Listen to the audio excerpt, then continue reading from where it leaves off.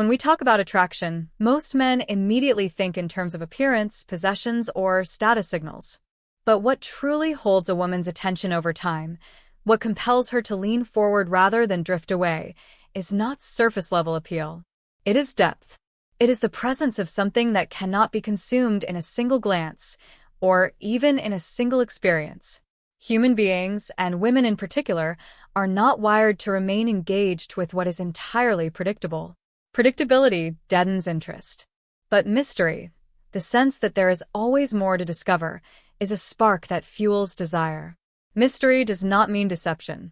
It's not about hiding who you are or playing games to manipulate someone into chasing you.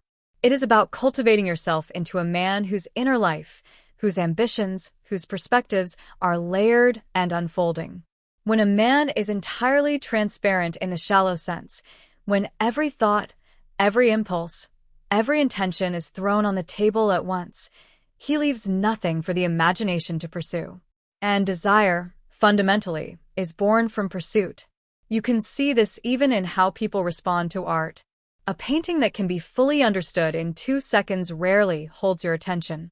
But a work of art that seems to reveal something new each time you look at it, that refuses to be exhausted by your initial glance, draws you back again and again. The same is true in human attraction. If a woman feels she has completely figured you out in the first weeks, then she has no reason to remain intrigued. But if she senses that your depths are not easily mapped, that you are still becoming, that your story is still unfolding, then you occupy her imagination. And once you're in someone's imagination, you've created desire at its most powerful level. This is why a man must learn to embody a kind of unpredictability, not in the sense of erratic behavior, but in the sense of growth and evolution. Too many men think that to win attraction, they must make themselves perfectly accommodating, constantly available, and utterly consistent. But life does not respect those who flatten themselves out in the hope of pleasing others. The man who is always available, always the same, always predictable, becomes safe but uninspiring. He becomes the known, and the known eventually fades into the background. Unpredictability, in the right measure, means that you are not static. You are growing, changing, moving forward in your life. You are pursuing something beyond the relationship itself. That pursuit makes you dynamic, and dynamics are inherently attractive. A woman is drawn to the sense that you might surprise her, not by violating trust, but by transcending her expectations. You're reading new books, you're developing new skills, you're confronting new challenges. Each of these expansions of yourself adds another layer of mystery, another dimension she has not yet encountered. And that ties into something deeper. Attraction is not simply about comfort, it is about tension. There must be a balance between safety and excitement. Too much comfort, and attraction collapses into complacency. Too much instability, and it dissolves into chaos. The man who embodies mystery walks that line. He is stable enough to be trusted, but expansive enough to remain intriguing. That balance is rare, and rarity breeds value. Consider the opposite for a moment. Think of the man who lays everything bare, who spends every conversation explaining himself, every silence filling the air with unnecessary words, every text message answered instantly. He thinks he is being transparent, but what he is really doing is erasing all tension. He is making himself completely available in a way that leaves no space for anticipation. And without anticipation, attraction withers. Desire requires distance, just enough distance to allow the imagination to operate. So, mystery is not simply about what you reveal, it's also about what you withhold. Not dishonestly, but wisely. It means you don't flood someone with every detail of your life up front.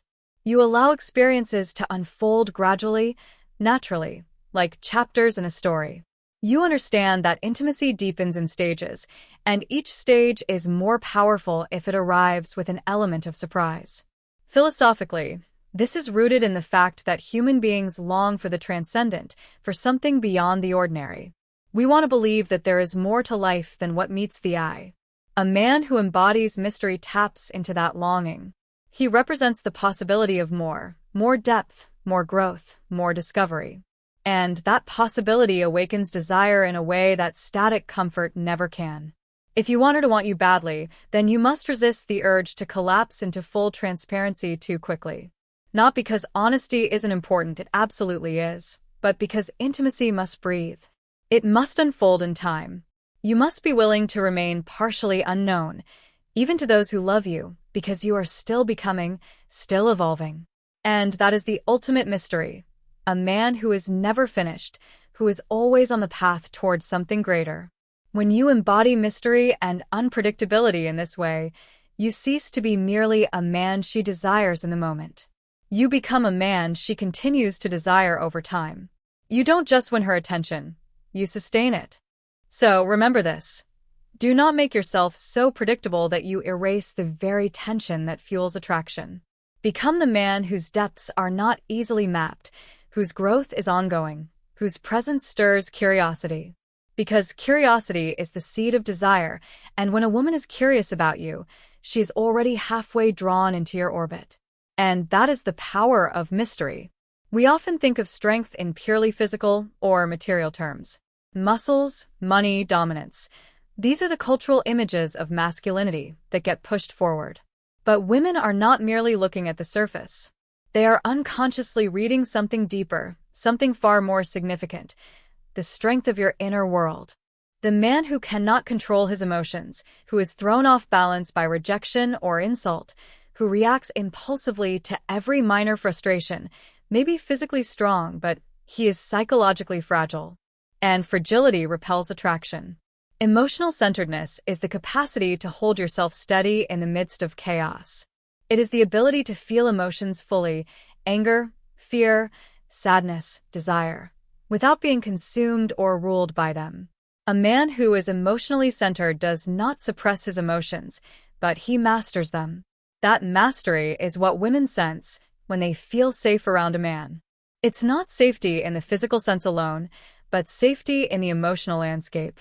She knows, consciously or unconsciously, that if the storms of life come, you won't collapse. You won't fall apart at the first sign of difficulty. This steadiness is incredibly attractive because it is rare. Many men today have been conditioned to either lash out impulsively or collapse into emotional dependency. One extreme is aggression without control, the other is weakness without resilience. Both are unstable. The centered man, however, can stand in the middle. He acknowledges emotion, he feels it, but he doesn't let it dictate his every move. That is power in its purest form. Now, consider what happens in relationships. If a man becomes overly dependent on a woman for his emotional stability, she feels the weight of carrying both herself and him. That burden kills attraction because it reverses the polarity of desire. Attraction is sparked when she feels that your presence strengthens her world rather than weakens it. If she has to be your therapist, your caretaker, your sole source of self-worth, she will eventually recoil. It's not because she lacks compassion, but because a woman cannot sustain desire for a man she must rescue. Desire flourishes only when she feels that you are already whole. Think of it like this. When a man is emotionally centered, his energy radiates outward. He is calm under pressure. He does not panic in conflict. He does not crumble in rejection. That steadiness creates a gravitational pull. People naturally orient themselves around those who can keep their center, while others are spinning out of control. And in the realm of attraction, this gravitational steadiness is magnetic. A woman doesn't simply see you. She feels your presence. There's a philosophical dimension to this as well. Life is suffering. That's not pessimism, that's reality. Pain, loss, rejection, these are not occasional disruptions, they are part of existence. The question is not whether you will face them, but how you will face them. A man who is emotionally reactive, who falls apart whenever hardship strikes, broadcasts to the world that he cannot shoulder the burden of being, and that, psychologically, makes him undesirable. But the man who can face suffering directly, without self-pity, without blame, with resilience and composure, that man demonstrates that he is fit for the weight of responsibility. And that fitness is deeply attractive. Now, let's connect this to the psychology of women. On a fundamental level, attraction is not about comfort alone. It is about the capacity to create both safety and intensity. A woman desires a man who can anchor her emotional storms without becoming stormy himself. If she feels anxious and your anxiety amplifies hers, the relationship spirals downward. But if she feels anxious and you remain calm, collected, firm, her nervous system relaxes around you. She associates your presence with grounding, with security, with stability. And once that association is made, attraction grows stronger because desire is interwoven with trust. But let me make something clear. Emotional centeredness is not emotional deadness. Too many men misunderstand this. They think being stoic means never showing vulnerability, never expressing love, never admitting fear. But repression is not strength, it is brittleness. True strength is not the absence of emotion, but the ability to express it without being overwhelmed. It is the ability to say, I am afraid, without crumbling, to say, I love you, without becoming needy, to say, I am hurt, without seeking pity. That balance, the balance of openness and control, is what separates strength from weakness disguised as bravado. The paradox here is powerful. When you do not need a woman to stabilize you, she feels safe enough to open fully to you. When you can walk away from her approval, she is more likely to give it. When you can face rejection without collapse, you paradoxically become harder to reject. Why? Because your value is not dependent on her response. And that independence, grounded in emotional strength, makes you desirable at a core psychological level. So, cultivating emotional centeredness is not a trick or a tactic. It is a transformation. It means confronting your own chaos, facing your own fears, building resilience through discipline, responsibility, and self-reflection. It means becoming the kind of man who does not shatter under the weight of life's inevitable blows. And when you become that man, you do not have to chase attraction. It comes to you. The truth is this. Women, whether consciously or unconsciously, are drawn to the man who can stand firm when the world shakes. They are drawn to the man who does not beg for reassurance, but offers it by his very presence. They are drawn to the man whose emotions are not wild storms, but steady flames, warm, powerful, and enduring. So remember this. Your greatest strength is not in how loudly you roar, but in how deeply you stand. Master your emotions, and you master yourself. Master yourself, and you will naturally awaken desire. One of the deepest truths about human beings is that we are not content with mere survival. Food, shelter, comfort, those are necessary, but they are not sufficient. What we hunger for, at the core, is meaning. A man without purpose is adrift, and when he is adrift, he radiates a kind of hollowness that others can sense immediately. You can feel it in his posture, in his tone of voice, in the way his eyes wander, without focus. And women, perhaps more acutely than anyone else, pick up on this absence of direction. They may not always articulate it, but they know it when they see it. A man without a mission lacks the magnetic pull that makes him compelling. Purpose is not simply about career or wealth, though those can be expressions of it. Purpose is the integration of your actions into a trajectory that points towards something greater than yourself. It is the sense that your life is aimed. When a man is oriented toward a goal, when his daily actions are aligned with something meaningful, he exudes a kind of conviction that is unmistakable. And conviction is attractive because it communicates that you are not merely reacting to life. You are creating it. Now, women are drawn to this in part because it signals strength, but also because it signals stability. A man with purpose has a center of gravity. He is not easily swayed by whims or distractions. He has something to live for beyond fleeting pleasure or validation. And that makes him rare. Too many men, particularly in our culture today, have abandoned purpose in exchange for comfort. They anesthetize themselves with endless distractions, video games, scrolling feeds, shallow entertainment, when what they desperately need is a challenge to rise to. But without challenge, a man grows weak. And weakness is not attractive. There's something primal at work here. Women are biologically and psychologically wired to be drawn to men who are moving forward, who are building, who are creating. Why? Because such a man is not stagnant. He is not stuck in the paralysis of inaction. He is expanding into the future. He carries with him the promise of progress, of security, of possibility. Even if she doesn't want to join him on that exact path, she feels the gravitational pull of his momentum. He is going somewhere, and that makes her curious.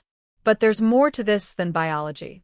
On the philosophical level, a man with purpose demonstrates that he has shouldered responsibility.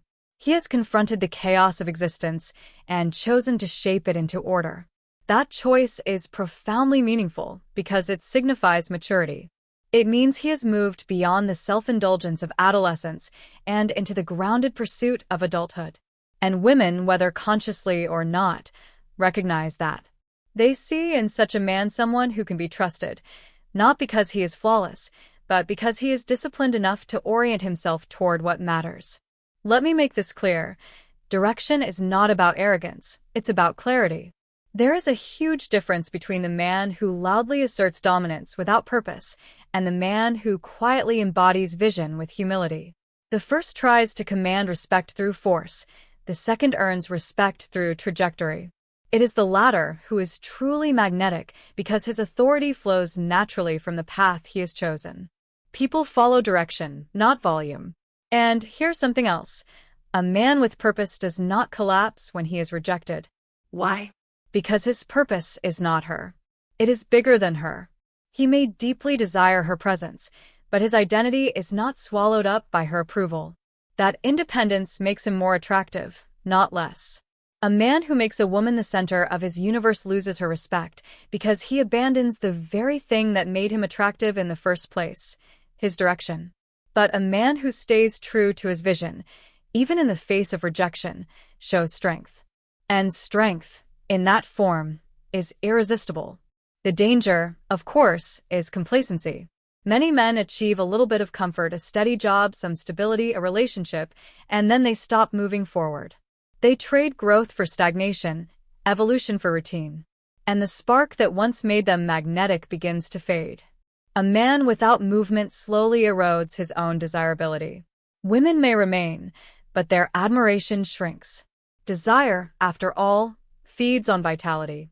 And vitality comes only from pursuit. This is why you must be relentless in your commitment to your path. Not because success will guarantee attraction. Life is more complex than that, but because, without purpose, attraction will wither.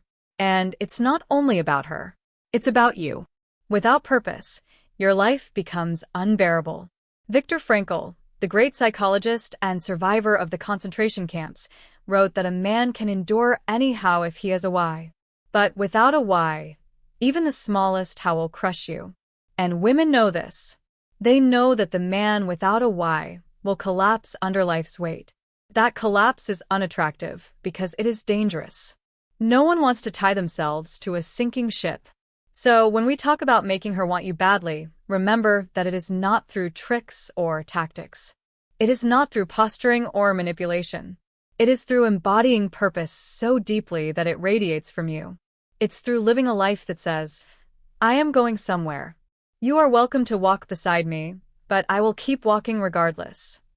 That posture is not only attractive, it is transformative. In the end, the magnetism of purpose is this. When you live for something greater, you become someone greater. And when you become someone greater, desire follows naturally. Do not make her your mission. Make your mission your mission. And in doing so, you will become the man she cannot help but be drawn toward. So let me leave you with this. The most attractive man is not the one chasing approval, but the one chasing meaning. Anchor yourself in purpose, and attraction will cease to be something you pursue. It will become something you embody. One of the strange paradoxes of human desire is that we rarely long for what is handed to us freely, in abundance, without condition. What we value most is often what we cannot immediately have, what requires patience, discipline, and sacrifice. This is as true in attraction as it is in every other area of life. Scarcity creates value. Restraint deepens desire. And a man who understands this, who lives it out in his relationships, creates an atmosphere of tension that keeps attraction alive. Now, I don't mean artificial games. There's a dangerous misunderstanding here. Some men think scarcity means deliberately withholding attention to manipulate a woman into wanting them. That's not strength, that's insecurity disguised as strategy. True scarcity is not about games. It's about living in such a way that your time, your attention, your presence actually carry weight. And they carry weight because you have invested them with value through discipline and direction. If you are always available, always present, always ready to answer every call and every message instantly, you are teaching the other person something about your value, that it is common, abundant, and therefore easily taken for granted. On the other hand, if your life is full, if you are pursuing goals, cultivating yourself, developing skills, building something beyond the relationship, then your time is naturally scarce. Your presence becomes a gift, not a default. And gifts, when rare, are treasured. This principle is evident everywhere in human psychology. Think about the way we treat objects of rarity. A diamond has no inherent usefulness compared to a stone, but its scarcity, its difficulty of acquisition, gives it immense value. Think about the way we treat art. A painting that exists in only one original form is priceless, while a reproduction, even if it looks identical, loses its magic. Scarcity creates reverence, and reverence is what fuels desire. So, in relationships, restraint plays a crucial role. It is the refusal to flood the space with yourself. It is the discipline to let silence exist without panicking. It is the willingness to give space for anticipation, instead of collapsing it with constant presence. This is extraordinarily difficult for men who are insecure, because insecurity drives overexposure. It whispers, "If I am not constantly in front of her, she will forget me." But ironically, the opposite is true. It is the space that keeps you in her mind. It is the gap that sustains her curiosity. This is why restraint is not cruelty. It is a form of respect, respect for yourself and respect for her psychology. It recognizes that desire cannot be maintained if it is endlessly gratified. The flame of attraction needs oxygen, and oxygen is created by space. Without space, the fire suffocates. Now, let's consider the philosophical dimension of this. What you are really doing when you embody scarcity and restraint is affirming that you are not dependent. You are not enslaved by the need for constant reassurance. You are not defined by another's approval. You are a man with boundaries, a man who knows that his value is not in being ever present, but in being truly present when it matters. And that posture, that independence, is immensely attractive. Because here's the truth, a woman doesn't want to feel that she owns you entirely. Ownership kills mystery, and it kills respect.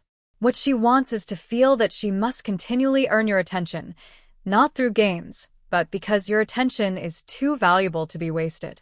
She wants to know that your yes means something because you are capable of saying no. A man who cannot say no, who cannot restrain himself, who gives away his presence cheaply, will never be truly desired. He might be tolerated, he might even be loved out of habit, but he will not ignite deep attraction. And there is something else at play here. Scarcity and restraint are not only about her. They are about you. They train you in discipline. They prevent you from slipping into the laziness of overindulgence. They force you to live in alignment with purpose, because only a man who is truly engaged with his own mission has the capacity to withhold his presence without fear. If you are directionless, you will cling. If you are purposeful, you can release. And when you can release, paradoxically, you draw others toward you. Consider the man who is endlessly chasing, endlessly texting, endlessly needing validation. He suffocates attraction because he is operating from emptiness. Contrast him with the man who knows how to step back, who can go a day without reaching out, who can remain composed in silence. That man creates an almost unbearable tension because his absence speaks louder than another man's presence. His restraint signals self-sufficiency, and self-sufficiency is magnetic. This is not only psychological, it is archetypal. Across cultures, myths, and stories, the man who holds back, who withholds just enough to preserve mystery, is the one who captures enduring attention. Why? Because he mirrors the structure of reality itself. Life does not give us everything at once. It gives us glimpses, challenges, rewards in proportion to our patience and effort. A man who mirrors that pattern taps into something universal. He becomes compelling not just personally but symbolically. So, if you want her to want you badly, understand that less can indeed be more. Do not mistake abundance of attention for depth of connection. Do not smother the spark with overexposure. Let her feel the weight of your absence so that she can treasure your presence. Let her wonder where you are and what you are building. Let her lean toward you rather than always leaning toward her. And remember, restraint is not about distance forever. It is about pacing. It is about allowing intimacy to unfold with tension, with rhythm, with the kind of anticipation that makes every interaction feel alive. A man who masters this balance does not chase attraction. He sustains it naturally, almost effortlessly. So here is the truth you must hold on to. Value is never found in what is endlessly available. It is found in what is rare, what is restrained, what is disciplined. Become the man whose time, presence, and energy are scarce not because you are withholding, but because you are living fully. And in doing so, you'll transform desire from something fleeting into something enduring. Because in the end, it is not abundance that makes you want it. It is the weight of your rarity.